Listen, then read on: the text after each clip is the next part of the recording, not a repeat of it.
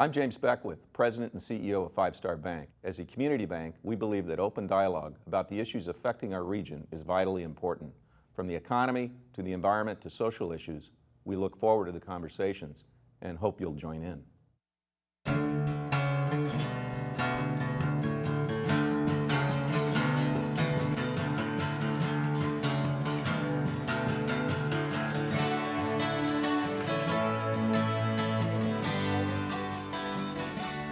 Welcome to Studio Sacramento. I'm your host, Scott Syfax. Graduating high school is a rite of passage to an adulthood with hopes of a meaningful career, prosperity, and a chance to begin our own American dream. Decades ago, a diploma was enough to step on the ladder of success. In today's global economy, some question whether a traditional high school education really prepares students for success, whether they seek to go to college or pursue technical training in a career in our economy's growth industries. What's more, too many of our students drop out of high school where they find their classes irrelevant to their lives and less engaging than the pull of the streets. But there are innovative approaches tying traditional education to real jobs and the skills that employers value. And they're showing impressive results right here in our region. Joining us today on Studio Sacramento are David Butler, CEO of Linking Education and Economic Development, Dr. Cindy Peterson, CEO of Gateway Community Charter Schools in the Twin Rivers Unified School District, and Anthony Ochoa, a student at Gerber Junior Senior High School. Welcome all to the program. David, let's get started. What's missing from the curriculum that today's high school students are receiving in mainstream schools? Well, you know, you've heard a lot of people talk about the wow factor, but really students like Anthony and others, they're interested in the why factor. Why are they in high school? Why are they studying English? Why are they studying math? How is that going to prepare them for life after high school in a post-secondary pathway and also into the career? Too often, students don't really understand the application of their high school career to their life after high school. In fact, Gates Foundation did a study in 2006 and found that a vast majority of students who drop out of high school dropped out because they don't see the relevance of their current high school career to their life after high school. Well, and that brings us to the concept that seems to be taking a huge role in the minds and conversations of people who follow education. Dr. Peterson, what is linked learning?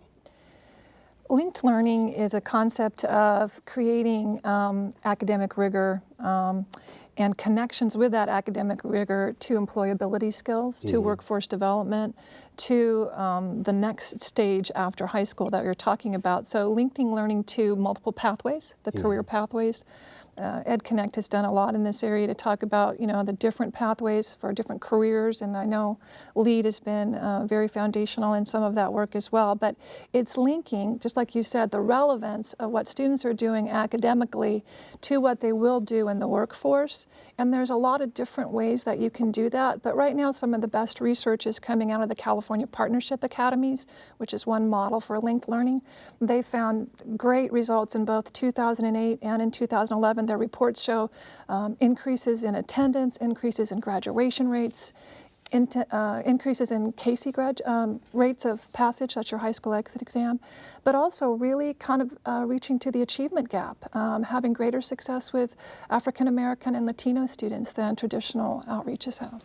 Well, as a matter of fact, last week, the University of California at Berkeley released a study called the California Partnership Academies 2009-2010 that looked at schools that have adopted this form of education. And according to their results, 95% of Academy seniors graduated at the end of the 2009-2010 year, compared with 85% statewide. And the largest differences were an advantage of 16 percentage points for African American seniors and 14 points for Hispanic. Let's get Anthony in here. Anthony, you go to one of these schools. Yes. Tell us about the program you're in. The program I'm in is actually called California Voices. It's a video production program that helps students and youth get involved in an after-school program, which teaches them techniques and technical skills about the video production, on how to make a documentary, on how to make a PSA if they want, a music video if they really want to. And the program, the after-school program, KVIE Voices, has really helped all the students from last year. That when it began, the first year it began at Gerber, the school I go to, Gerber Road, that I went, it really made an impact on the students that went there last year, and it made an impact on me. So. And as a matter of fact, you made a PSA. We're going to take a moment and take a look at that PSA. So that PSA is something that you and your colleagues worked on. Yes. Okay. Do we have that teed up?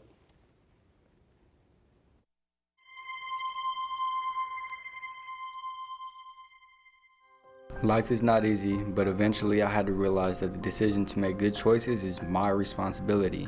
I grew up around money, extortion, and gangs, making me cautious and causing problems at school, mainly because I would fight And never stay in my group homes. But I changed because I knew that it doesn't matter where you come from or how you grow up, there is always an opportunity to be successful.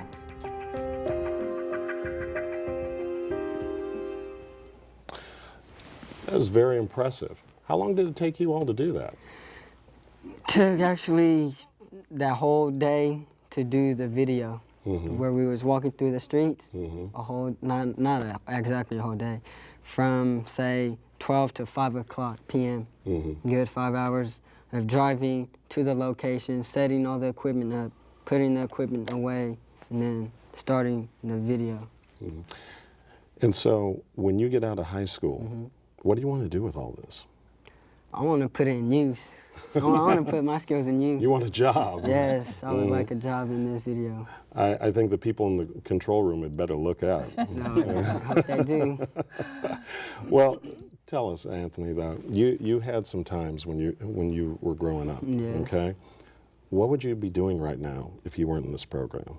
If I wasn't in this program, but still attending school, I would just be probably an ordinary kid playing sports, go to school, get my education, and trying to walk that stage and get that diploma. But you wouldn't know where you're going after the stage? After the stage, actually, I do know where I'm going after. Well, I know you do now, yeah. Okay. but if you weren't involved in this program, would you still have that same sense of direction?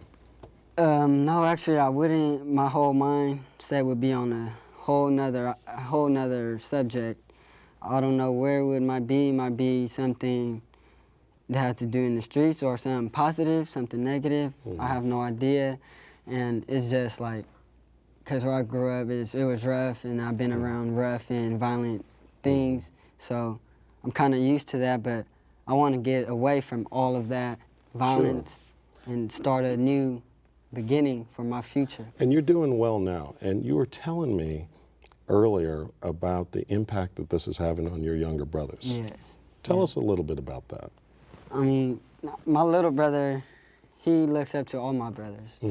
So if I showed him, slapped the DVD, put the DVD in the DVD player, let him watch what I did, and tell him how and why I did it, I think it'll give him a second chance while he's growing up, second chance to think about education. Is education really important, and do I really want to graduate and be like my brother, be successful, be somebody?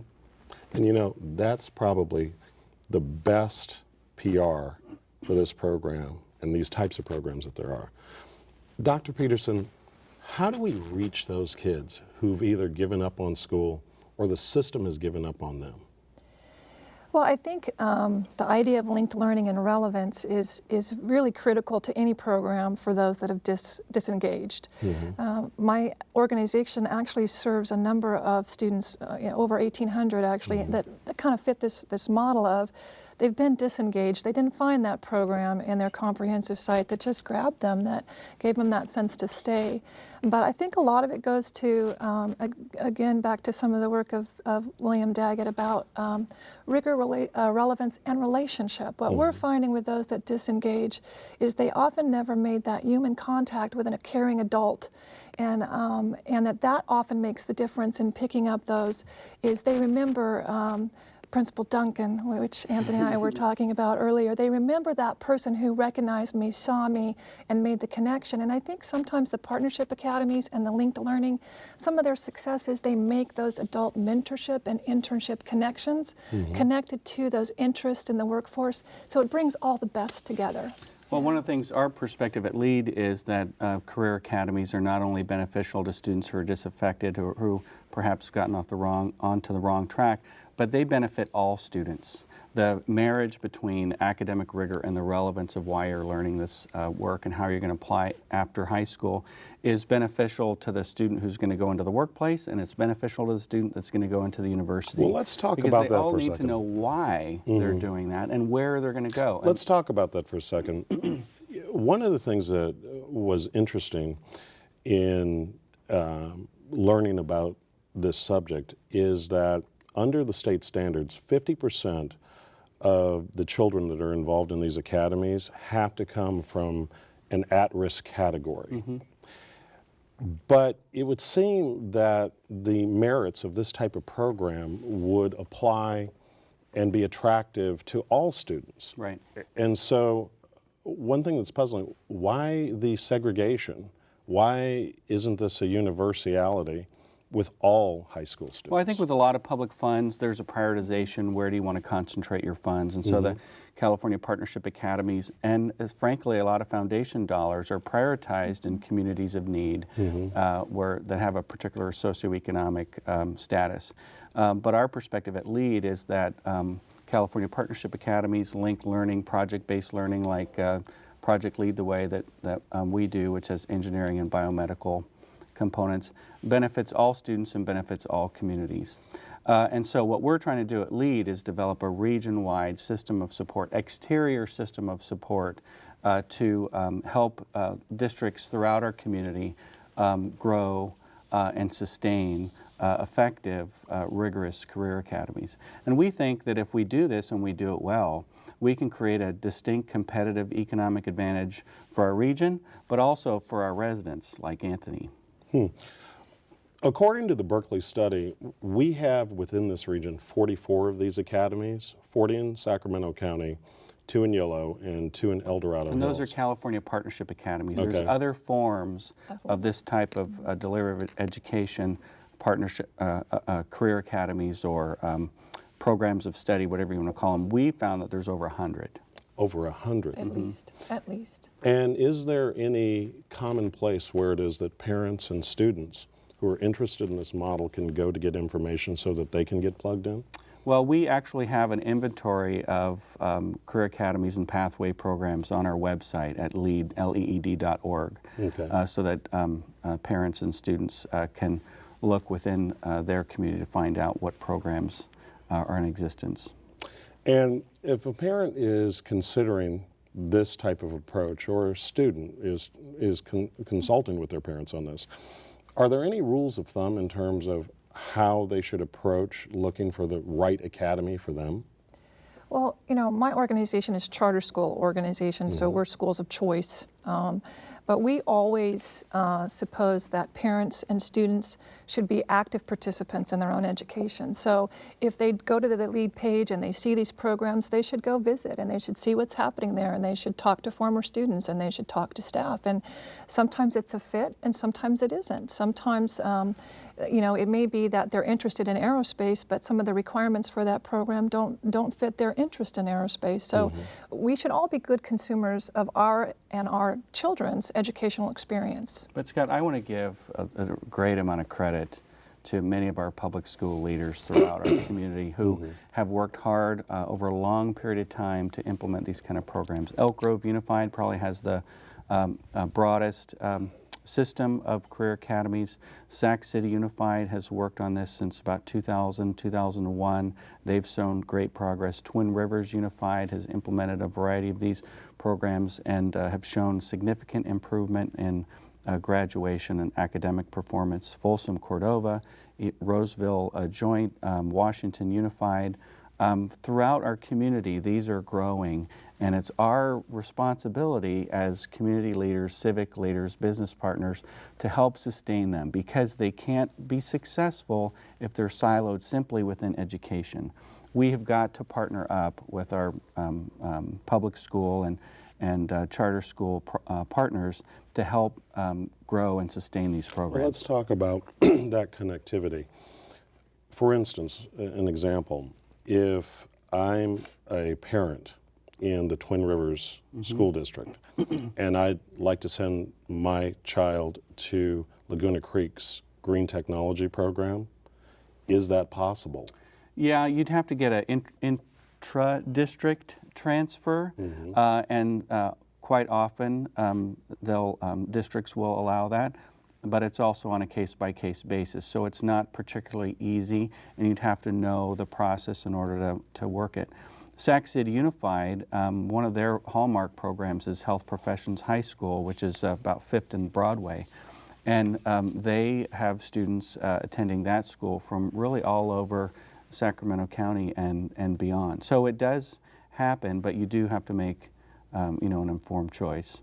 Now, recently, your organization did a bus tour and to expose community leaders on this type of educational model. What did you find? Well, one of the things we want to do is create awareness among business partners, civic partners, and also local government leaders about the effectiveness of these programs and how they not only benefit students, but also benefit our economy. So we showcased 3 different programs in 3 different school districts, the Green Energy Technology Academy in Laguna Creek in Elk Grove, Health Professions High School in Sac City, and then the Criminal Justice Academy at Grant, and they also have Environmental Sciences Academy. What we found were students like Anthony who were on fire. They really enjoyed their school experience, because what happens in high schools, and they talked about family again and again and again. High school students are going to chunk into groups, whether you encourage them or not. There's going to be the jocks or the band people or the student government or people. the student government people or whatever.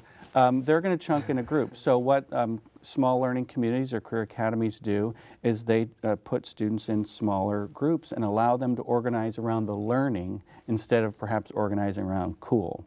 And so you have the A students working with the D students and helping coach up the D students. They take responsibility for one another. It's not just the teacher's responsibility. So this type of program works because it makes those human connections not only between the student and the teacher, but between the students themselves. And it's really magic when you go see it. And it's where our high school education in particular needs to go. Because the other thing that young people want, I think, they want respect. And they want to be treated as the young adults they are.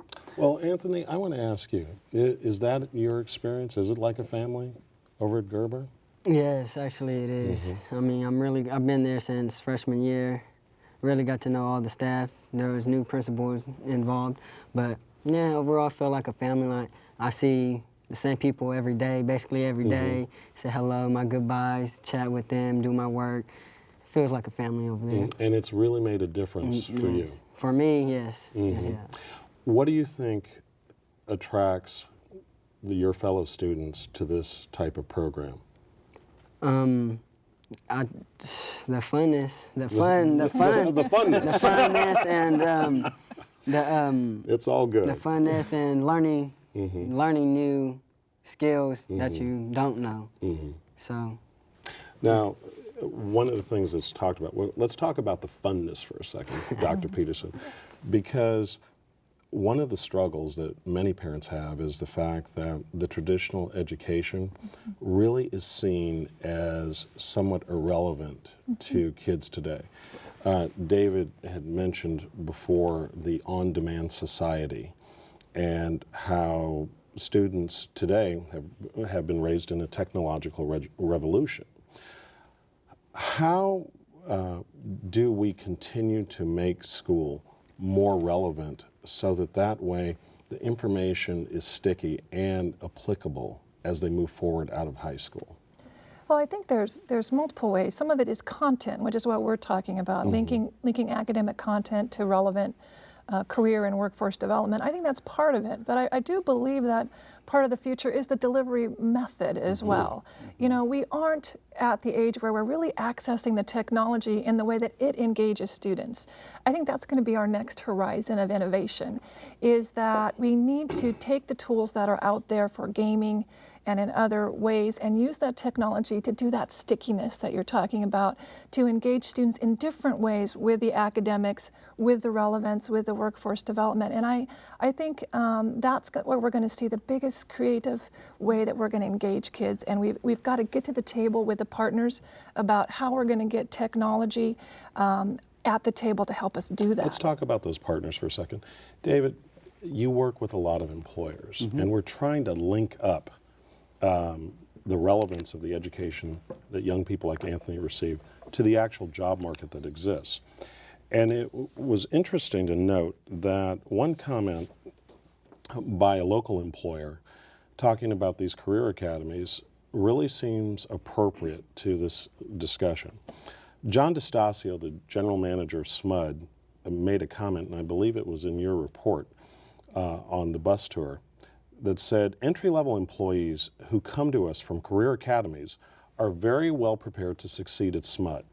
Academy graduates are problem solvers, critical thinkers, and know how to work in teams, qualities that all employers are looking for. Now, those skills seem to be obvious, but they're not being received. How does your organization work with trying to upstream or downstream, so to speak, that type of direction into the local public schools and the charter school system? Well, I think a lot of community progress happens because of leadership, and so that's what we're trying to gather together at LEAD. Our board of directors really is the strength of our organization. It's half employers from a variety of different industry segments and half education leaders from K-12 to community college and university. And we've grown from 7 superintendents representing 2 counties to over 20 superintendents from all 6 counties. So we really have now the critical mass at the table where we can begin developing resources and systems of support to implement to scale. And that's the big mystery I think a lot of folks have tried to deal with, is how do you implement these programs and grow them from petri dish programs to scale. And so we're trying our best to start at scale and create a system throughout our region. And scale is important, but also innovation. Dr. Peterson, one of the things about your charter school system is that recently you were recognized by U.S. News & World Report. Tell us a little bit about not just that award, but also how it's applicable to the innovation that school programs like yours deliver in trying to make education more relevant and connected to a real career path. Well, in my organization, we have numerous schools that are very specific focused. So the school that received the U.S. News & World Report reward for 2 years, bronze medal award 2 years in a row, it's called Futures High School, and it actually is a partner with LEAD and has a really well-developed Project Lead the Way strand. And we're very proud this last year in their first competitions in the region. They were the little school that could and came behind all the others to win first place in a couple of the competitions. So we're really excited. I think part of the innovation in charter schools is we can move quick. Sometimes those superintendents, all well-intentioned, they have to deal with a board, they have to deal with maybe unions, bargaining units and those types of things that make it a little clunkier to get to implementation. In charter schools, we often have that ability to move quick. And so the Project Lead the Way implementation, I'd also like to give LEAD credit for their partnership with Los Rios Community College District, the Next Skills Institute. We have instituted that as a graduation requirement because those skills you brought up that SMUD honored, those are all in the Next Skills Institute that Valerie Kerrigan and Los Rios Community College has developed. So I think we've done some interesting things with the aerospace industry as a motivation, and I would get back to the idea that what we can do is we can ask kids what they are interested in, and we can quickly create something that connects to that, and then try to find the partners through LEAD and others to make that real world connection and relevance. There's one other thing I think we need to, that we haven't talked about, and it's teaching and leadership at the school site and in the district. What we also saw on the bus tour were not only students on fire, but the teachers were on fire. They're exceptionally engaged in the delivery of this education because it wasn't just sage on the stage, it was actually interacting with the students. And that's a type of teaching that we want to cultivate and support and reward. All right. Anthony, you're going to get the last word. We're in the last few moments of our show. You have any advice for any high schooler out there that's considering this type of program that you want to share with us and share with them? That's considering of joining the A Yes. program. Advice. Now, you do television. You got 10 seconds. All right. Okay, 10-second advice. Keep your head up. Keep that program motivate you to keep doing what you do and being successful. And just don't let nobody get you down. Don't let nobody tell All right, you. we'll have to leave it there. I'd like to thank our guests for joining us, and thank you for being a part of the conversations that matter. I'm Scott Syphax, and you've been watching Studio Sacramento. Join us next time right here on KVIE.